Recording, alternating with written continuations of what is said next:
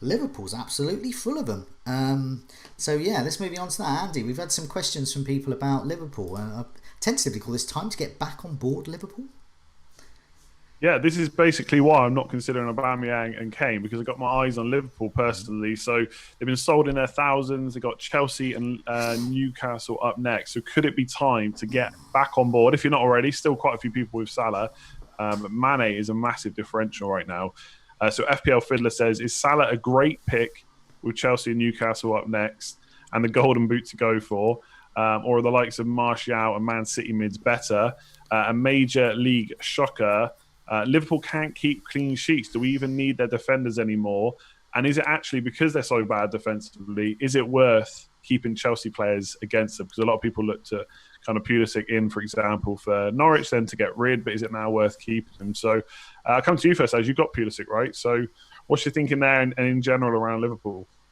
Yeah, he's bench at the moment because I think I've got players who've got more potential, but I wouldn't be too upset if he came on. I've got Alonso as well. I mean, if Alonso starts up against Trent at the moment, I wouldn't be too surprised to see him do quite well. But obviously, you've got the risk of him not playing at all because he hasn't been playing that much.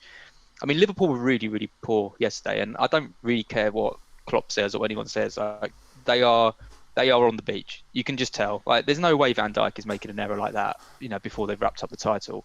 Trent doesn't look right. Salah had probably the worst I've ever seen him have in that match. I mean, Arsenal didn't really play that well. They did play well, but in a kind of a not a typical Arsenal performance. They were clinical with the two chances they scored, but you never really felt that Liverpool were gonna do much because they just didn't look right. And I think because they're making changes, because like players like Oxlade-Chamberlain are coming in, who I don't think is good enough. Minamino's coming off the bench, and Salah and I mean Firmino still hasn't scored at home in the league. There's just something not quite right with them at the moment, and you can't blame them because they've been the best team in the league all season. But the worry is that I think they're just going to coast now until the end of the season. So do you really want to spend all your money on someone like Salah? Like, it's, if you think about, you're looking at the premium picks that are out there, you've got your Sterling, your De Bruyne, Aubameyang chasing the golden boot. Suddenly we've got some options, and I'm not sure against Chelsea, who are really, really fighting for something, that Liverpool are the best option. But that game against Newcastle on the last day of the season, I have to say, does look good, just because of the amount of injuries Newcastle have got. And if Liverpool do put out a full-strength side for that final game, you can see them scoring a couple in that, just because, I mean, Newcastle's first defence probably isn't good enough to keep them out, let alone the patchwork that they're going to have to put together. So I don't like Liverpool so much this week. I'd be happy to play Chelsea players against them. I think Chelsea could win that game, but I would be happy to play them on the final game week. And if I do free hit, Salah or Mane has got to be a consideration in the final game. But I wouldn't worry too much if you don't have them. And if you've got Liverpool defenders, I think you could justify selling them. Robertson's ticking over the assists, but apart from him, they're all looking pretty poor. So that's my answer. At what point, though? Because I've seen a lot of people say you've got Trent, you should just get rid of him. But at what point does he need to be sold? Because exactly, is he the priority? Does he need to be sold? That's exactly it. That is the problem. That's why I haven't sold it, because I'm looking around at the other options and I'm thinking there isn't really anyone else that's really standing out to me. I mean, weirdly enough, and I was kind of semi-joking, I posted it earlier, but I really like the look of the Burnley centre-backs this week. So someone like Tarkowski or even Long as well, because I mean Norwich are so bad at conceding headed chances, and Burnley is so good at set plays. So a move from Trent to Long, which sounds absolutely crazy, but gives you that extra money to maybe put around the rest of your squad, might be a sensible move. So that would be something you could do with it.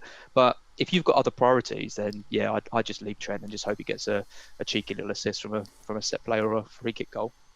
Yeah, I kind of think of the same. What about you, Joe? What are your plans, I guess, with Liverpool at the moment? Well, I think you hit the nail on the head about do you need to sell Trent Alexander-Arnold? If you need that money, if you've got 2 free transfers or you're willing to take a hit and you need to free up that money, moving Trent to a Burnley defender and freeing up that money, depending on who else you're getting in, where you're using that money, is great.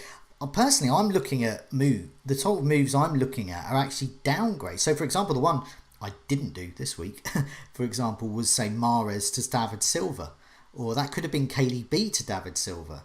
These are the types of moves, because there's so much rotation at the moment. These premiums are getting rested, that you start thinking, well, actually, there could be better value in the players like Danny Ings, for example. Jimenez is another. And so I look at that and I think, well, do I actually need that extra money at the moment? And I don't. So Trent is still there with his 0 points this week.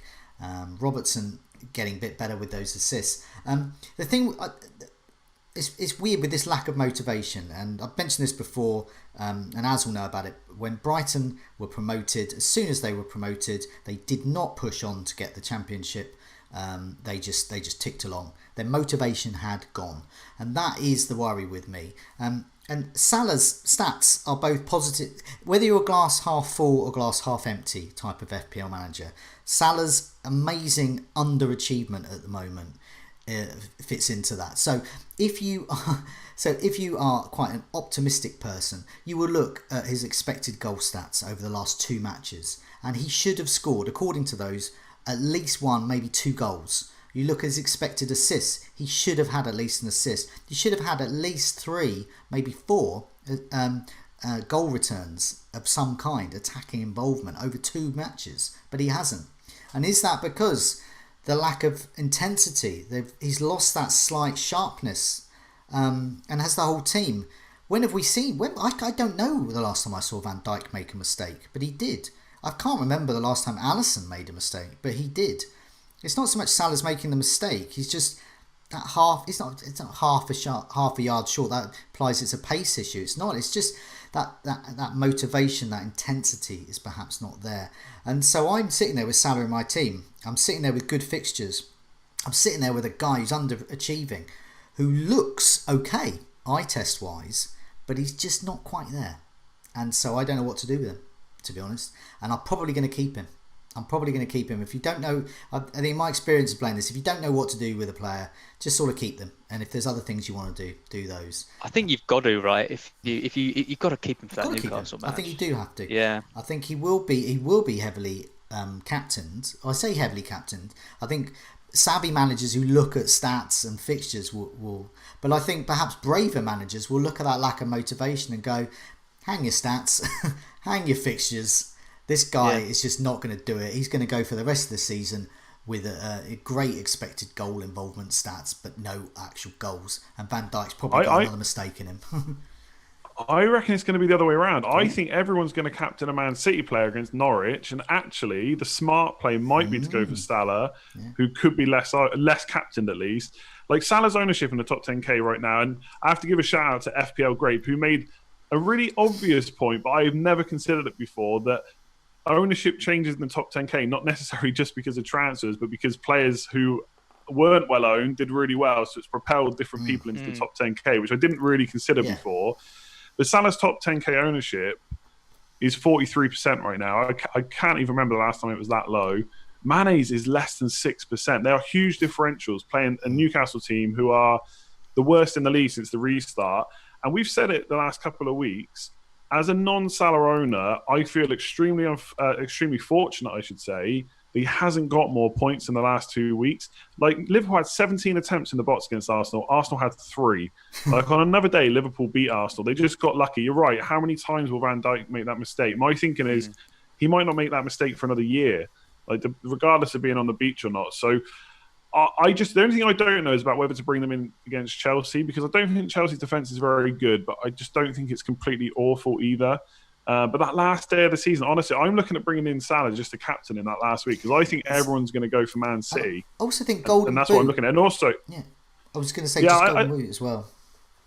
Yeah, potentially, yeah. I mean, it'll depend, because Vardy's he's 3 or 4 goals ahead of them, and he's playing tonight. So if he gets another 1 or 2 tonight, then it's pretty much over, I would say. Not completely, because these players can score hat-tricks in any kind of game. But the other thing I really like about them as well is the rest periods. So Salah is going to have, because some people were saying he looked tired, which I wouldn't disagree with, but he's going to get a full 7 days until the next game, whereas the likes of Arsenal, Chelsea, Man United, Man City are all playing midweek. Well, not midweek, they're playing at the weekend before their Gameweek 37 fixture, whereas Salah doesn't have that issue. And then it's 4 days to the last day. So some people will think, he's going to rotate, but I don't think he's going to, especially against Chelsea. I think we're going to see the same front three and the same back four. The only issue which I agree with is that middle three with no Henderson, bringing in the likes of Oxlade-Chamberlain, it's just not the same. So that does worry me. But I'm heavily looking at bringing in Salah or Mane. I actually have something happened similar last year where it was between Sterling and Mane for the captaincy last game of the season. And Mane was lesser owned like he is now. And I bottled it and went for the safe pick. And that cost me a top 10k position. Now, I'm not going to get top 10k this year, but a Mane captain doing much better than one of those Man City players would really do well for the rankings. So I'm heavily looking at Liverpool because I don't think they'll still be well captained, but not compared to Man City players, I don't think. And in terms of the defence, just really quickly, loads of people keep telling me to get rid of Trent Alexander-Arnold like it's the biggest problem in my team.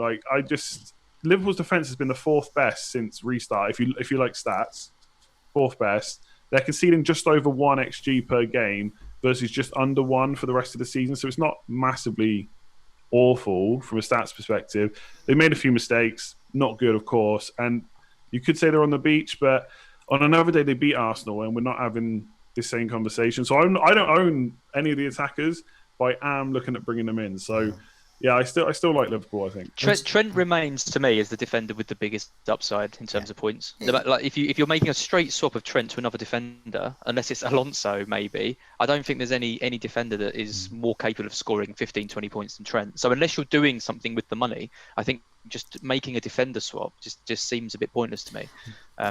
I just wanted to point out a couple of things from a couple of points from the live stream. Miguel C said that golden boot argument is a trap. Well, have a look at the last Scoutcast we did, because actually it's not a trap, because all of those going for the golden boot last season were absolutely going goal crazy.